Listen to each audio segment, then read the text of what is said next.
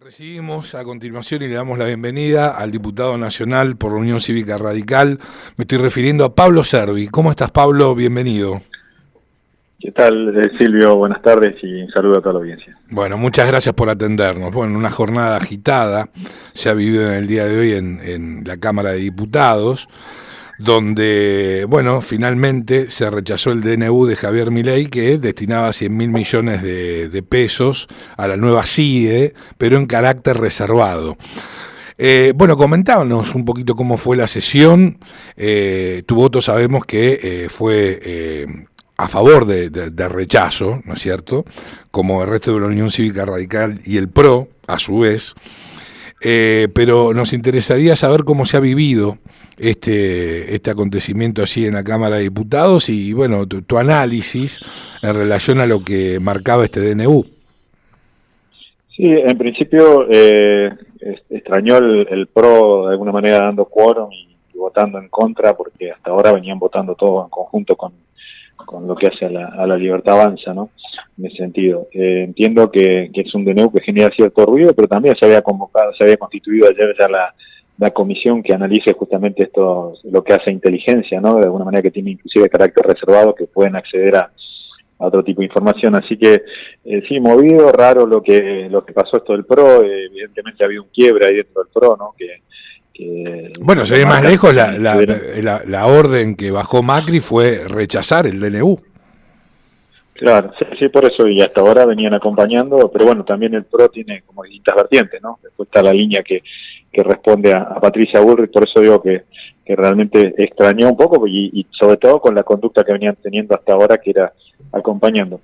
Pero en principio creo que hay una sesión compleja, falta de alguna manera impericia o falta de previsión de la Libertad Avanza. Creo que esperaban que no hubiera quórum y de alguna manera los agarró con varios integrantes que no estaban, así que realmente falta de preparación ahí, de alguna manera, de tener en cuenta qué es lo que podía pasar en esta sesión, ¿no? Uh-huh. Vos sabés que Patricia Bullrich ha criticado fuertemente a aquellos diputados que votaron junto al kirchnerismo, donde fundamentalmente la crítica está direccionada al PRO, sin lugar a dudas, pero también obviamente al radicalismo, a quienes votaron en contra de este DNU, ¿no es cierto?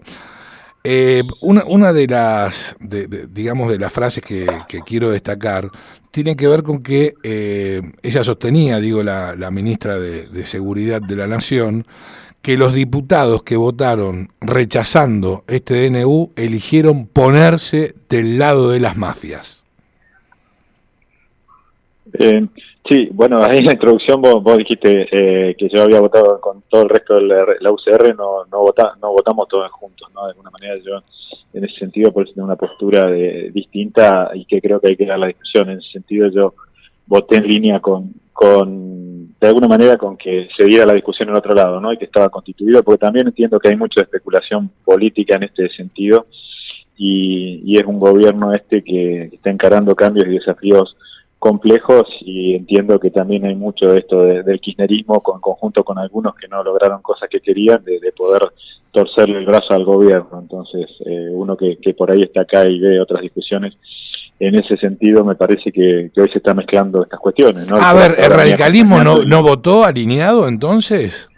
No, fuimos como 7 u 8 que votamos. Algunos no fueron, otros no sé si hubo abstenciones, pero en principio no se votó todo alineado el partido, ¿no? Es Uh-huh. parte de las cuestiones que hay diferencias de criterios, y bueno, en ese sentido yo también lo planteo desde el punto de vista que entiendo que este es un gobierno que no le sobra nada y está encarando cambios muy difíciles, ¿no? Uh-huh. Como lo que estamos viendo, la dificultad que hay para encarar cambios. Bueno, toca vivir también en la provincia de Neuquén con otras cuestiones, pero sí, que más tarde las vamos a abordar, sí.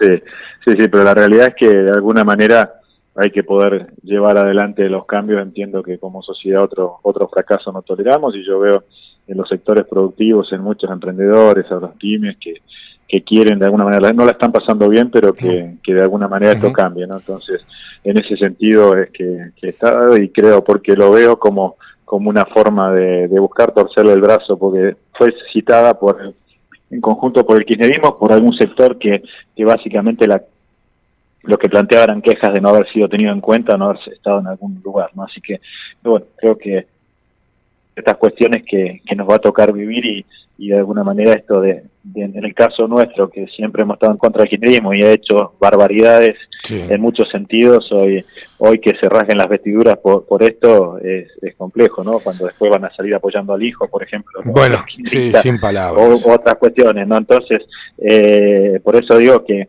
uno que puede ver acá o leer entre líneas, acá hay bastante, inclusive con la postura de Macri y del PRO, en este sentido de querer marcarle la cancha o querer torcerle el brazo al gobierno en la función de que reclaman lugares o algunas cuestiones. Entonces creo que habrá que tener coherencia, así como la he tenido en algunas cosas que he votado desde antes de que desde cuando estaba el otro gobierno y cuando estaba en el mismo lugar.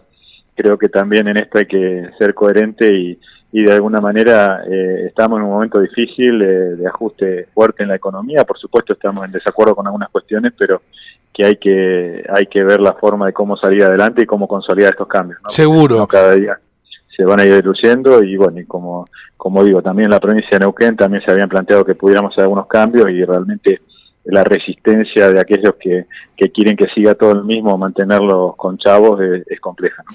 Ahora, ¿tu voto fue a favor del DNU entonces? ¿Entiendo bien? En principio es de rechazarlo, ¿no? No es a favor, es de no rechazarlo en esta instancia, porque creo que, como te digo, la situación en la que se da y cómo está planteado es básicamente, entiendo, una idea de torcerle el brazo al gobierno y de alguna manera manifestar o mostrar la debilidad que tienen en las cámaras, ¿no? Y cuando te referiste a abordar este tema en otro ámbito, ¿en cuál sería? Yo creo que, como digo, las comisiones están, aquellas que inclusive tienen acceso a la confidencialidad que implican las cuestiones de inteligencia, ¿no? Ya se conformó ayer, de hecho la presidencia recayó en la UCR. Sí, Martín Lustó. Claro, entonces ellos van a tener la posibilidad de abrir los números y que demuestren en qué se gasta. Y creo que también estamos en una situación compleja a nivel mundo y a nivel Argentina, ¿no? Donde quizás por algunas posturas que tomó el país, pero hoy hay amenazas que son complejas también. Entonces, bueno, creo que hay que dar la discusión y en la medida que haya gente de confianza en esas o que se pueda dar la discusión de estos gastos para qué se quieren usar, porque hasta ahora, y justamente por ese tema que son preservados, no se han expresado para qué son, ¿no? Uh-huh. Ahora, si realmente fueran para lo que dicen, creo que ahí en esa comisión tienen la posibilidad de pedirle cuentas y abrirlo, porque todos los que integran esa comisión tienen la obligación de mantener la confidencialidad y lo que se hable de adentro no se puede sacar, pero bueno, a medida que haya confianza de cada espacio a quienes le dan ese lugar, creo que está la forma de controlarlo, de que ver que los fondos no van a otro destino. Exacto. Ahora bien, y te va a consultar Javier Manzano a continuación. Pablo, ¿y de qué manera se va a manejar la CIDE entonces, sin ese dinero que había destinado el Ejecutivo precisamente para el accionar de la misma? O sea, todavía no, lo que fue ahora es voltearlo el DNU en diputados. Tendría que pasar lo mismo con senadores. De hecho, si ustedes recuerdan, el decreto 70 de 2023, que todavía está vigente, fue de alguna manera rechazado en senadores, pero nunca llegó a diputados, ¿no? Uh-huh. Hay que pasar un plazo hasta que llegue a senadores, y a partir de ahí, si es rechazado en senadores, de alguna manera, ahí sí ya realmente caería. Claro, bueno, habrá que claro. ver de qué formas. Tenemos una media sanción, entonces. Sí, en este caso el mecanismo de DNU es con que una sola, inclusive es distinto a lo que es media sanción, ¿no? Porque con que solo una Cámara lo apruebe ya quedaría en vigencia. Esto fue un mecanismo que implementó Menem, porque a diferencia de este gobierno tenía mayoría en el Senado, entonces era muy difícil que se le cayera un DNU porque tenía en el Senado. Ahora este gobierno, el problema que tiene no tener mayoría, tiene minoría muy importante en las dos cámaras. Entonces, bueno, ahora cualquiera, inclusive, por ejemplo, lo rechazó diputados y lo acepta el Senado, quedaría vigente el DNU, ¿no? Ahora, si lo rechazan las dos cámaras, ahí sí ya volvería para atrás. Y hablamos del DNU pura y exclusivamente en términos de estos fondos reservados que el Ejecutivo por lo menos pretendía girarle a la CIDE, ¿no es cierto? Sí, en este caso sí. Después hay otros DNU, que de hecho también hay una comisión bicameral que revisa los DNU, que todavía inclusive tiene pendientes algunos más, pero también hay decretos pendientes, si uno mira, en la época de Macri, ¿no? Recién se están evaluando los decretos de 2017 y 2018 que no habían sido nunca evaluados por la comisión bicameral esta que tiene que de alguna manera seguir los decretos. Por eso digo que también hay a veces una doble vara, ¿no? Durante muchos años se miraba para el costado y ahora tanto de Macri como de Federico, ¿no? Entonces también en algunos casos hay que ver ahí cómo viene la mano. Pablo, ¿cómo estás? Javier Manzano te saluda. ¿Qué tal, Javier? Bien, bien. Ahora, Pablo, bueno, dado el caso que ¿no? Se rechace, ¿no? En las dos cámaras justamente este DNU, hubo una partida así que ya fue girada justamente a la CIDE y que ya se gastó. ¿Qué va a pasar con ese dinero? ¿Van a pedir justamente que se restituya? ¿Qué tienen pensado? ¿Cómo hacer con eso? En principio, mientras está vigente el decreto, tienen potestad de utilizarlo, ¿no? Sí, claro. Porque el decreto, a partir de que depende de cómo diga el decreto, pero de su publicación, o normalmente si no a los 10 días ya empieza a correr, y a partir de ahí tiene vigencia. Después están las cámaras revisoras que pueden volver, las leyes o los rechazos no pueden ser retroactivos, así que claro, tendría que ser de allí en adelante, ¿no? Pero como digo, lo importante también, ahora se constituyó ayer la comisión esta bicameral, es que pida que se abran estos números, tienen potestad para hacerlo y como digo, los diputados que están ahí tienen la confidencialidad para poder pedir toda la información en qué se usa, en qué se va a usar el dinero, ¿no? Bien, ahora vamos a lo que tiene que ver con la provincia de Neuquén. Entiendo que presentaste un proyecto, ¿sí? En la legislatura precisamente de la provincia de Neuquén, el cual propone dejar sin efecto desnaturalizar el decreto 971, entiendo, de la ley de presentismo docente por alterar su espíritu. ¿Nos podés comentar bien de qué viene este proyecto? Porque yo hice una muy breve reseña y también nos gustaría, sobre todo, que hagas hincapié en el decreto 971. Sí, en principio se votó el presentismo docente, que era un adicional al sueldo, que básicamente tenía que cumplirse esas condiciones, que era que los docentes estuvieran en el aula, ¿no? Para cobrar este incentivo.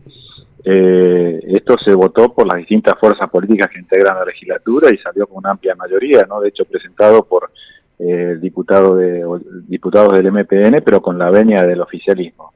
Ahora, después, a partir del rechazo que tuvo en los gremios, cuando se reglamenta, por una cosa es la ley, que ahí fue votada y fue discutida por los distintos espacios políticos que fueron elegidos proporcionalmente, ¿no? Dentro de la legislatura.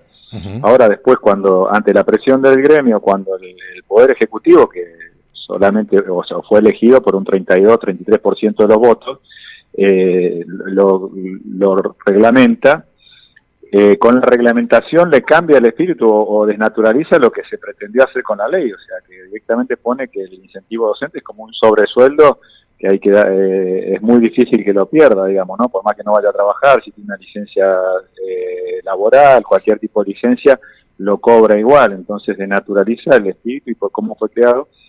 Y de hecho este decreto, que es el que reglamenta, pone la forma de que va a ser puesta en vigencia la ley, va contra la Constitución, porque la Constitución provincial justamente dice que no puede cambiar el decreto lo que se dictaminó en el Poder Legislativo, de alguna manera, ¿no? Porque son dos poderes independientes y de alguna manera, como decía, el Legislativo tiene la representación de todo el pueblo con las distintas fuerzas políticas y el Ejecutivo fue elegido solamente por una parte de la población. Así que entendemos que esto, ante la presión del gremio, ha cedido el gobierno provincial y ha querido modificar el espíritu que se le dio al votar la ley. Por eso entendemos y hago la presentación en la legislatura para que sea tratado en la legislatura, que es donde se creó la ley, y en todo caso, si no hay respuesta en la legislatura, está la opción de reclamar en otra instancia, en otro de los poderes, porque entendemos que sería inconstitucional esto de cambiar en un decreto lo que dice la ley.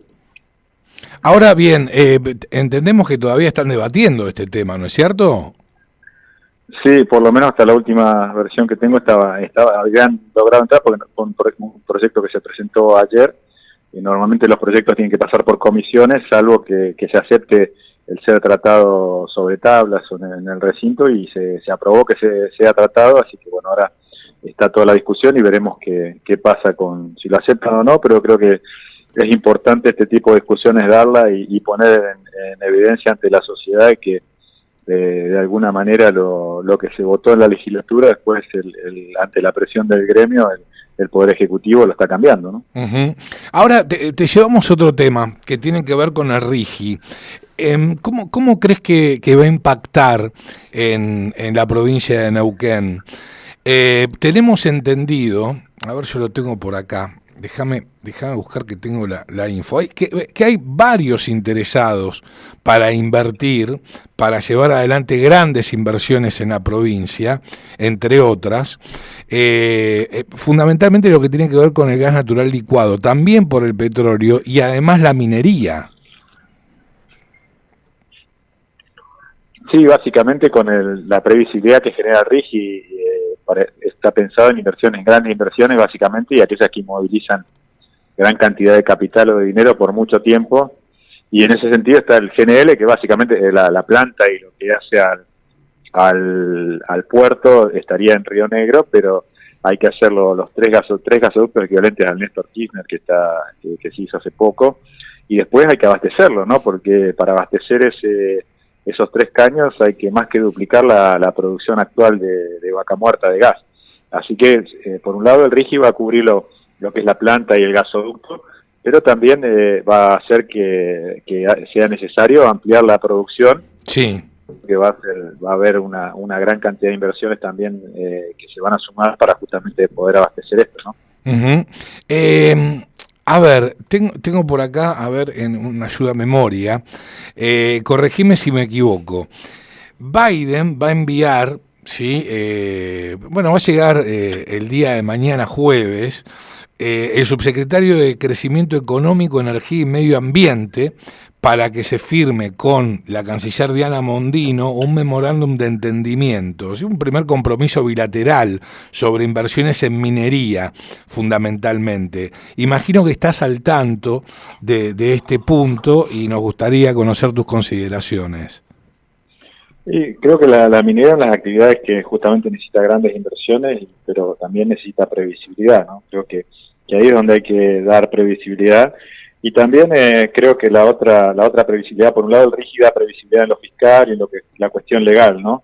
Pero también tenemos que ver cómo se trabaja la otra previsibilidad, que es la social, o de alguna manera también que los municipios, que aquellos que tienen que intervenir no le cambien las reglas de juego a aquel que quiere venir a invertir, ¿no? El otro día me recordaba alguien que en su momento estuvo por hacerse todo el proyecto de Vale, ¿no? Del río del potasio, y después por las distintas cuestiones o extorsiones que sufrió a lo largo de la cadena, de las trazas que tenía el ferrocarril y que tenía su proceso productivo, terminaron desistiendo de la inversión, ¿no? Entonces, creo que también a la par de esto que se firme, y creo que es muy importante, y la posibilidad de generar distintos tipos de proyectos, también hay que desarrollar la otra parte, que es la otra previsibilidad, ¿no? El otro RIGI para los costos grises, o los costos que después muchas veces terminan apareciendo, ¿no? Pasa que le dan un área a una empresa y después le aparece una comunidad pseudo mapuche, o aparece el gremio o alguien que le reclama y lo termina queriendo cobrar o saliendo mucho más cara la inversión de lo que se prevé. Entonces,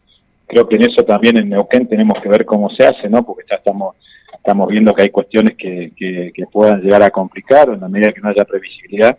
Y creo que también esa parte es importante, pero básicamente entiendo, y para no esquivar la pregunta, que con el RIGI vamos a tener una buena oportunidad de que lleguen inversiones no solamente a Neuquén, sino a otras provincias de Argentina.